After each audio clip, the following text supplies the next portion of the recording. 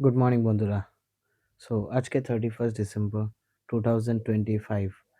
আর প্রতিবারের মতো এইবারও আমরা 31 ডিসেম্বর মানানোর জন্য একটা বাইরে প্ল্যান করেছি। ছোট্ট একটা রাইড, যেটা আমাদের মনের খুব কাছের একটা জায়গা, বাঙালিদের কাছে খুব প্রিয় একটা জায়গা, পুরুলিয়া। সো যেতে চলেছি আমরা পুরুলিয়া। টোটাল 5টা বাইক আমরা একসাথে যাচ্ছি। সো যাওয়ার আগে সবথেকে আগে যেটা দরকার, ফুয়েল আপ করে নেওয়া। সো আমরা আমাদের বাইকগুলোকে ফুয়েল আপ করে নিচ্ছি। এখান থেকে পুরুলিয়ার ডিস্টেন্স হচ্ছে 350 কিলোমিটার, 320 কিলোমিটার। আর আমরা সকাল 5টার সময় জার্নি স্টার্ট করব ভেবেছিলাম, বাট ঠান্ডার কারণে 31 ডিসেম্বর প্রচণ্ড বেশি ঠান্ডা থাকার কারণে আমাদের স্টার্টটা একটুখানি স্লো হয়েছে। সো আমরা স্টার্ট করতে করতে প্রায় 6টা 20 বেজে গেছে। আর আকাশে এখনো বেশ ভালো মাপে কুয়াশা দেখা যাচ্ছে আমাদের আশেপাশে। আর বেশ ঠান্ডা ফিল করছি, হাতে পুরো একটা ঝনঝনানি ভাব একটা ফিল হচ্ছে। সো ফার্স্ট টাইম এত বড় রাইড করছি আমরা সবাই মিলে, কারণ কারোরই সেরকম কিছু এক্সপিরিয়েন্স নেই একমাত্র রোহান ছাড়া। ও এখান থেকে শিলিগুড়ি গেছিল নিজের বাইক নিয়ে। বাকি আমরা ফার্স্ট টাইম 350 কিলোমিটার রাইড করছি ইন আ সিঙ্গেল ডে। তো সবার মধ্যে এক্সাইটমেন্ট যেমন আছে, নার্ভাসনেস আছে, সবকিছু মিলিয়ে ঝুলিয়ে এখন আমরা যাচ্ছি কোনা এক্সপ্রেসওয়ে উঠতে। এখান থেকে কোনা এক্সপ্রেসওয়ে কানেক্ট করে আমরা প্রথম স্টপ নেব হচ্ছে কোলাঘাটে। কোলাঘাটে স্টপ নেওয়ার কোনো কারণ আমাদের ছিল না। বাট যেহেতু এত বেশি ঠান্ডা, হাত-পাত পুরো জমে যাচ্ছে, ফ্রিজ হয়ে যাচ্ছে। যার কারণে আমরা ডিসাইড করলাম যে ফার্স্ট স্টপ আমরা নেব কোলাঘাটে। দেন আমরা সেখান থেকে আ কন্টিনিউ করব আমাদের আগের জার্নি। সো আমরা উঠে পড়েছি ন্যাশনাল হাইওয়ে, আ যেটা কিনা বোম্বে রোড নামেও পরিচিত। আর এখান থেকে আমরা যেতে চলেছি ফার্স্ট স্টপ কোলাঘাট, যেটা কিনা প্রায় ৫৫-৬০ কিলোমিটার আমাদের এখান থেকে। আর সকালবেলা এই সুন্দর একটা ঠান্ডা মৌসুমে রাইড করার যে আনন্দটা, সেটা আমরা উপভোগ করতে পারছিলাম সবাই। বেশ সুন্দর একটা রাইড হতে চলেছিল। মাথায় একটা চেয়েও ছিল যে আমাদেরকে ৩০০ কিলোমিটার একদিনে কমপ্লিট করতে হবে, যেটা আগে আমরা কখনো করিনি। সো চলে এসেছিলাম আমরা ধুলাগড় টোল প্লাজার সামনে। আর এখানে ছোটখাটো কিছু আমরা ডিসকাশন করে নিলাম নিজেদের মধ্যে। দেন এখান থেকে আমরা আ বেরিয়ে পড়বো আর পৌঁছে যাবো কোলাঘাট। সো কিছু আমরা ডিসকাশন করে নিলাম যে কতটা কিরম স্পিডে কেউ থাকতে হবে, কিভাবে লাইন আপ হবে। সো সবার ফার্স্টে ছিল রোহান আর লাস্টে ছিলাম আমি। বাকি যারা ছিল সবাই মাঝখানে ছিল। সানি কচৌড়ি গো গো টোস্ট টোস্ট। এদিকে আমাদের সুলতান ভাই अंडा टोस्ट। खुशी मैडम इधर है सम्राट। बीड़ी के साथ कचौड़ी कौन खाता भाई? बीड़ी के साथ कचौड़ी खा रहा है जड़िया सुल्तान ऋषभ।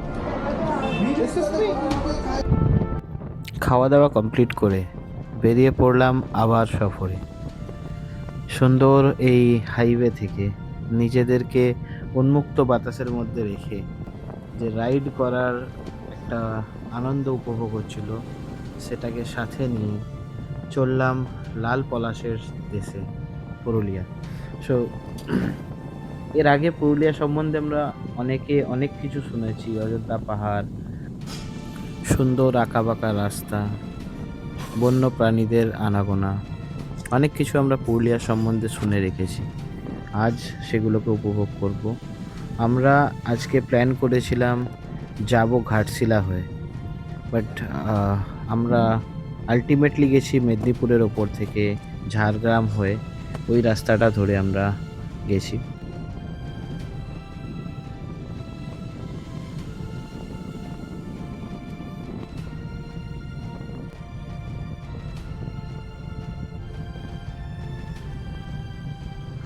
সুন্দর এই হাইওয়ের মাঝখান থেকে চলতে চলতে আমরা পৌঁছে গেলাম ডেবরা টোল প্লাজা। আর এই ডেবরা টোল প্লাজা থেকে একটুখানি এগিয়ে গিয়ে আমাদের নিতে হতো ডান দিকের রাস্তাটা। বাট আমরা ভুল করে বাঁদিকের রাস্তাটা নিয়ে নেওয়ার ফলে আমাদেরকে মেদিনীপুরের ওপর থেকে যেতে হয়েছে।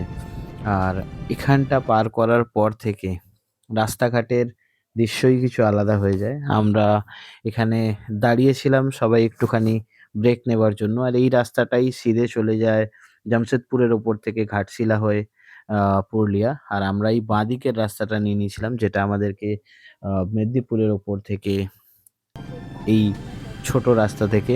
বাট হ্যাঁ, এই ছোট রাস্তাটারও একটা আলাদা মাধুর্য ছিল। চারিদিকে গ্রাম্য পরিবেশ, বেশি গাড়ির আনাগোনা নেই। সুন্দর একটা মায়াবী পরিবেশ, রাস্তাঘাট উঁচু-নিচু, পাহাড়ি রাস্তা। কখনো আপ হয়ে যাচ্ছে, কখনো ডাউন হয়ে যাচ্ছে।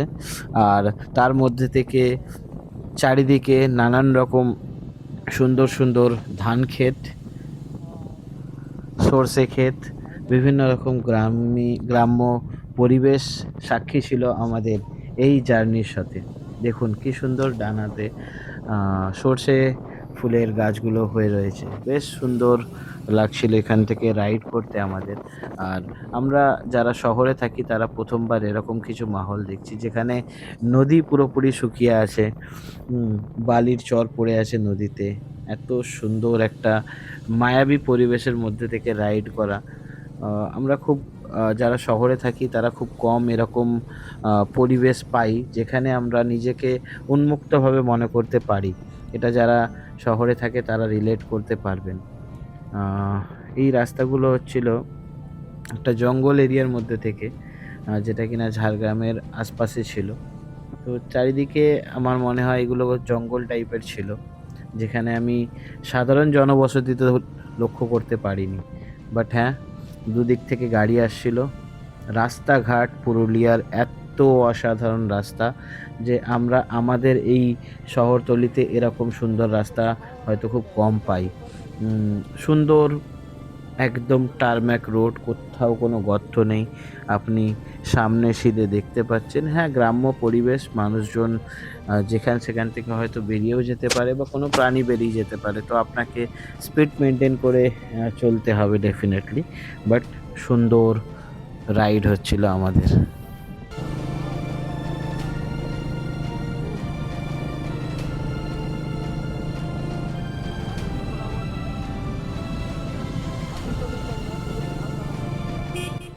এখানে একটা সুন্দর গ্রামের মধ্যে থেকে আমরা যাচ্ছি।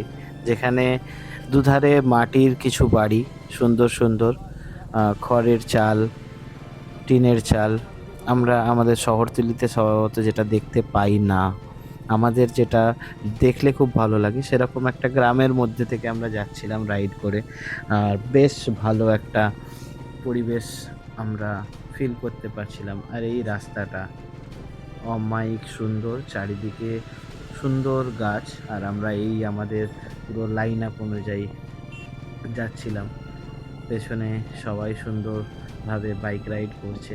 রাস্তাটা এত সুন্দর যে আমরা মনের আনন্দে সবাই মিলে একসাথে রাইড করতে, করতে এখান থেকে আমরা যাচ্ছিলাম।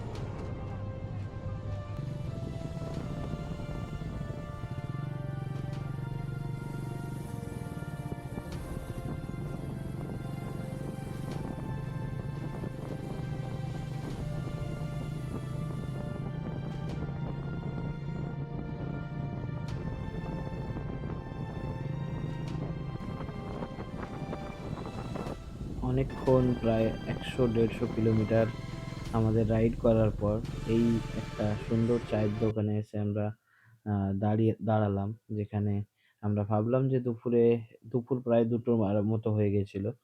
ভাবলাম কিছু আমরা এখানে খাওয়া-দাওয়া করে নিই। এখনো আমাদের জার্নি প্রায় ৬০ কিলোমিটারের মতো বাকি ছিল देखो कितना बड़ा পুরুলিয়া मुर्गी স্টেশন है। থেকে। देख रहे हो? इसका साइज है।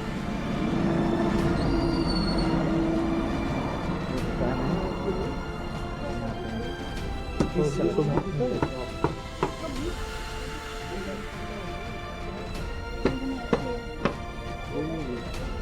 कैसा लग रहा है? हाँ, सही लग रहा है। खाना पीना करते हैं। কিছু হালকা-পুলকা খাওয়া-দাওয়ার পর আমরা বেরিয়ে পড়লাম আমাদের রাইডের বাকি ৬০ কিলোমিটার কমপ্লিট করতে। আর এখন যাচ্ছিলাম আমরা একটা লোকাল মার্কেটের মধ্যে দিয়ে। আ একদম গ্রাম্য পরিবেশ, সাধারণ মার্কেট, লোকাল জিনিসপত্র সব বিক্রি হচ্ছে। এখান থেকে আর ৫৫ কিলোমিটারের মতো বাকি ছিল আমাদের রিসর্ট সোনকুপি বাঞ্জারা। আজকে রাত্রিবাস আমাদের ছিল সোনকুপি বাঞ্জারা। রিসর্টটা আপনাদের পরের ভিডিওয়ে দেখাবো, এত সুন্দর। আর প্রায় বলতে আমরা পুরুলিয়ার অনেক কাছে পৌঁছে গেছি। এই আশেপাশের দৃশ্য দেখে আপনারা ভালো মতোই বুঝতে পারছেন যে হ্যাঁ, আমরা পৌঁছে গেছি আমাদের ডেস্টিনেশনের কাছে। আর এই রাস্তার মধ্যেই আমাকে চোখে পড়লো একটা বনমুরগি, এক জোড়া বনমুরগি। সেখান থেকে আমরা রওনা দিলাম। আর ঠিক একটু এগাতেই চোখে পড়লো সেই পাহাড়ের দৃশ্য। যেখানের যেই পাহাড়ের পাদদেশে আমাদের আজকের রাত্রিবাস সোনকুপি বাঞ্জারা ক্যাম্প। সো পৌঁছে গেছিলাম তার আশেপাশেই। আর এখান থেকে ৫ কিলোমিটার বাকি ছিল আমাদের রিসর্ট। বাট তার আগে আমরা কিছু জায়গা ডিসাইড করলাম ঘুরতে যাওয়ার। সেগুলোকে আগে ঘুরে নিই, তারপর পৌঁছাবো রিসর্টে। সো আমরা ৫ টা বাইকে ৯ জনই আসিনি এখানে 31st সেলিব্রেট করতে। আমাদের সাথে আমাদের ফ্যামিলিরাও এসছে, যারা কিনা আগের দিন রাতে ট্রেনে করে চলে এসছে পুরুলিয়া। আর তারাই এখানে একটা রিসর্ট আছে আর একটা পাহাড় আছে, যেখানে ওরা সাইট সিন এর জন্য ঘুরতে গেছিল। তো আমাদেরকে ওরা দেখতে পেয়ে ফোন করলো যে, "তোমরাও এখানে চলে আসো।" সো তাদের সঙ্গেই দেখা করার জন্য আমরাও পৌঁছে গেছিলাম হোটেল যাওয়ার আগে সেই জায়গাটায়, যেখানে একটা সুন্দর লেক ছিল। সো আমার পেছনে যে পাহাড়টা আপনারা দেখতে পাচ্ছেন, এটা হচ্ছে গর্গাবুরু পাহাড়। আর এটা হচ্ছে ঠিক গর্গাবুরু ইকো রিসর্টের সামনের একটা সুন্দর লেক, তার পাশে সেই পাহাড়। আমরা টোটাল ৩৫ জন এসছি একসাথে এই পুরুলিয়া ট্রিপে। আর এখান থেকে পৌঁছে গেলাম আমরা আমাদের রিসর্টে, যেখানে আমরা করব আমাদের আজকের লাঞ্চ। অ্যাকচুয়ালি ৫:৩০ পৌনে ৬টা বেজে গেছে। আর এই সময় আমরা লাঞ্চ করতে বসেছি। কারণ ফিরতে আমরা ঢুকতে অনেক লেট হয়ে গেছে আমাদের। সো যা খাওয়ার আছে খেয়ে-দেয়ে নিই। দেন রাত্রেবেলা 31st কেমন সেলিব্রেট হয় সোনকুপি বাঞ্জারা ক্যাম্পে, সেটা দেখাবো আপনাদের পরের ভিডিওয়ে।